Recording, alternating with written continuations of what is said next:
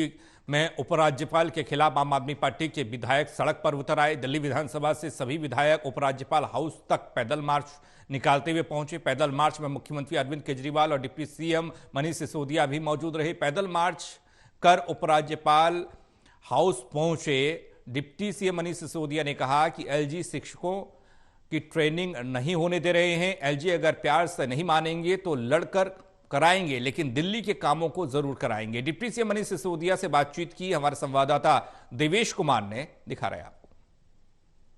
दिल्ली के deputy CM Manish Sisodia जी हमारे साथ बातचीत के लिए मौजूद है। सर, आप विधानसभा से और एलजी हाउस तक मार्च कर पहुंचे, क्या मैसेज है इसके जरिए? क्या मैसेज यही है कि दिल्ली के शिक्षकों की इंटरनेशनल ट्रेनिंग को एलजी साहब ना रोकें।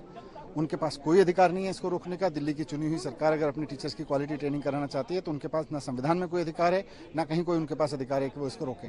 लेकिन अब बार बार देखने में आता है कि एलजी साहब की तरफ से जो निर्देश दिए जाते हैं सीधे अधिकारियों को दे दिए जाते हैं। कहीं ना कहीं सरकार को, जो चुनी हुई सरकार, बाईपास किया जा रहा है। चुनी हुई सरकार को बाईपास करके डिसीजन लेते हैं। चुनी हुई सरकार के प्रपोजल्स को 4-4 महीने तक घुमाते रहते हैं। टीचर्स को विदेशों में ट्रेनिंग के लिए नहीं जाने देते। क्या प्रॉब्लम है इनको? अगर इतनी प्रॉब्लम है तो फिर लोकतंत्र को माने ना। संविधान में लिखा हुआ है कि चुनी हुई सरकार तय करेगी, चुन के आ जाएं और फैसले लें। एलजी साहब तो कह रहे कि कोई प्रपोजल रोका ही नहीं गया है। रोका नहीं गया, घुमाया गया है।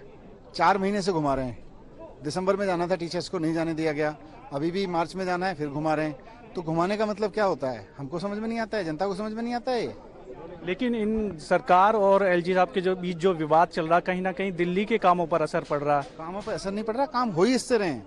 नहीं तो इनका बस पूरे देश में कहीं बताओ कोई सरकार इनकी बीजेपी वालों की या कोई और अपने टीचर्स की इंटरनेशनल ट्रेनिंग करा रही हो? हम ही करा रहे हैं या हमारे रोक रहे हैं? हम लड़ के करा रहे हैं। एमसीडी में भी हमने देखा था कि पीठासीन अधिकारी हो या फिर मनोनीत पार्षद को नियुक्त किया गया हो।